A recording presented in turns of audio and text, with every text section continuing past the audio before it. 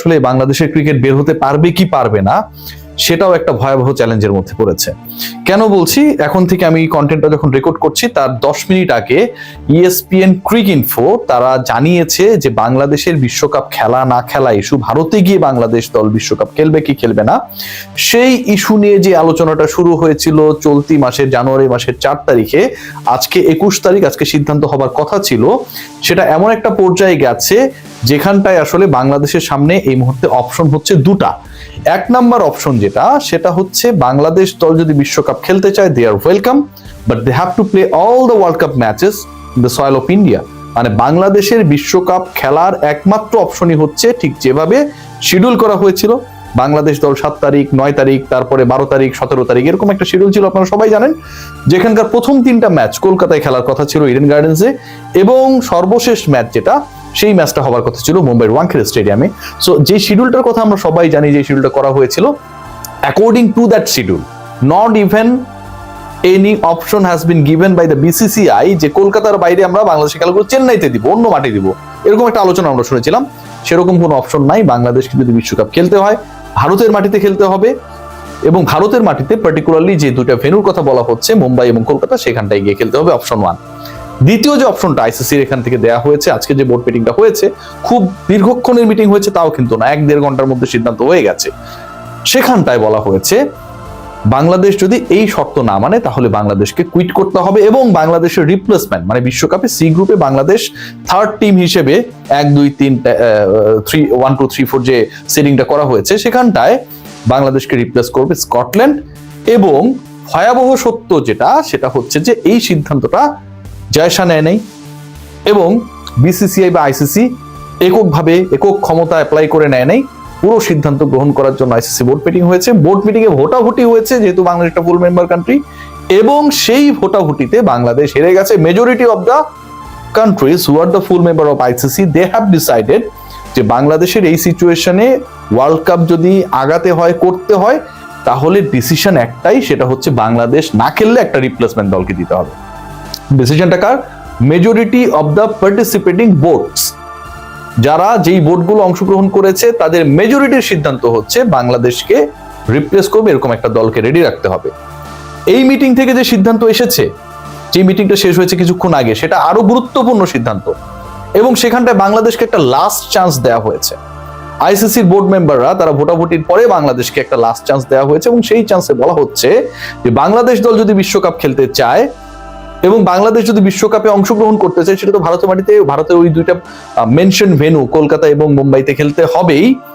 যদি বাংলাদেশ না খেলতে চায় সেটার জন্য বাংলাদেশকে একদিন সময় বাড়িয়ে দেওয়া হয়েছে, যে by 22nd of this month, মানে আগামীকালের মধ্যে এটা জানাতে হবে যে বাংলাদেশ দল whether they want to take part in the upcoming World Cup in the soil of India or not। আগামীকালের মধ্যে বাংলাদেশ দলকে জানিয়ে দিতে হবে। তার মানে আগামীকালের মধ্যে ফরমালি এই ডিসিশনটা আমরা পেয়ে যাব যে বাংলাদেশের বিশ্বকাপ ভবিষ্যৎটা আসলে কি, কোন পথে। দেখুন, এখানটা একটা মেজর মানে ফ্যাক্ট তৈরি হয়েছে আমার কাছে মনে হয়। প্রথমত ICC এখন ফরমালি জানিয়ে দিয়েছে যে বাংলাদেশকে খেলতে হলে ইন্ডিয়ায় খেলতে হবে। এর আগে কিন্তু ফরমাল এরকম কোন ধরনের ডিক্লারেশন ফ্রম দ্য ICC আমরা পাই নাই। দ্বিতীয়ত ICC যে board member, full members country যারা রয়েছে, তারাও ফরমালি তাদের ডিসিশন দিয়েছে, they are the part of the voting. So voting এ তারা যখন অংশগ্রহণ করেছে সেখানটায় তারা এটা এনশিওর করেছে যে বাংলাদেশ যদি খেলে বাংলাদেশকে তাদেরও মত এটা যে ইন্ডিয়াতে খেলতে হবে, আদারওয়াইজ বাংলাদেশের রিপ্লেসমেন্ট নিতে হবে। থার্ড যে পয়েন্ট সেটা হচ্ছে বাংলাদেশ সরকার, BCB তারা এই মুহূর্তে ভয়াবহ প্রেসারে, কারণ তাদেরকে এই 24 ঘন্টার মধ্যে সিদ্ধান্ত জানাতে হবে।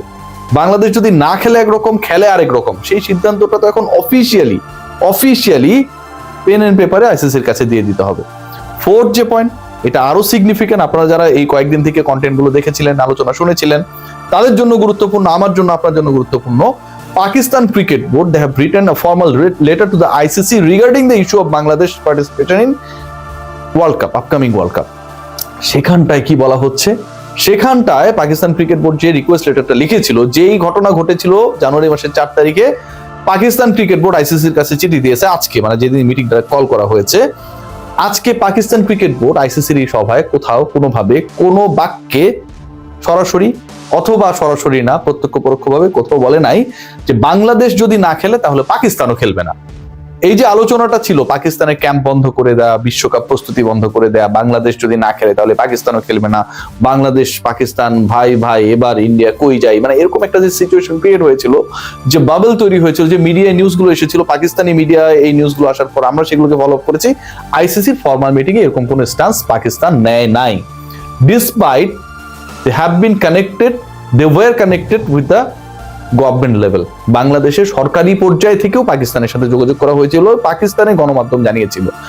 সেই পাকিস্তান শেষ পর্যন্ত বাংলাদেশের পক্ষে ছিল ঠিকই, যে ঠিক আছে বাংলাদেশের দাবিটাকে বিবেচনা করা হোক, কিন্তু কোনো স্ট্রেংথ মানে অ্যাকশন আমরা দেখি নাই পাকিস্তানের পক্ষ থেকে, যে তারা বাংলাদেশ না খেললে, বাংলাদেশকে ন্যায্য অধিকার যদি দেয়া না হয়, বঞ্চিত করা হয়, তাহলে তারা অংশগ্রহণ করবে না। এই যে 4টা জায়গা বললাম, আমার কাছে মনে হয় বাংলাদেশের জন্য রিয়েলিটি বুঝতে এটা হেল্প করবে। এর আগে কি মনে হয়েছিল যে বাংলাদেশ একা না, আরো অনেকের সাপোর্ট রয়েছে, আসলে বাংলাদেশের সাথে কেউ নেই, নাম্বার 1। নাম্বার 2, বাংলাদেশ একা না থাকলেও, বাংলাদেশের সাথে অন্য দেশ না থাকলেও পাকিস্তান পিসিবি অ্যাটলিস্ট রয়েছে, সেটাও ফরমালি এই মুহূর্তে নেই, কারণ তারা অংশগ্রহণ করবে, তারা লজিক্যালি আগাচ্ছে।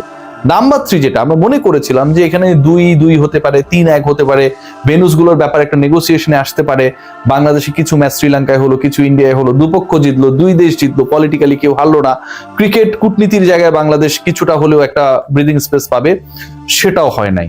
4 যে চিন্তাটা ছিল, সেখানটায় মনে করা হচ্ছিল যে বাংলাদেশের ভেনুস গুলো ঠিক আছে, যে ইন্ডিয়ায় ওই ভেনুতে সমস্যা তৈরি হচ্ছে, অন্তত একটা অ্যাপ্রোচ থাকবে from the BCCI and the ICC, যে ঠিক আছে তুমি ইন্ডিয়াতেই খেলো, ইন্ডিয়ার অন্য ভেন্যুতে আমরা তোমাকে দিচ্ছি, একটা সান্ত্বনা পুরস্কার পেতাম যে আমরা অংশগ্রহণ করিনি, ভালো কথা, তারা আমাদেরকে বলেছে, তারা আমাদেরকে চেষ্টা করেছে অ্যাকোমোডেট করার জন্য, সেটাও করা হয়নি। বাংলাদেশের কোনো দাবি, not a single demand has been fulfilled at to this meeting.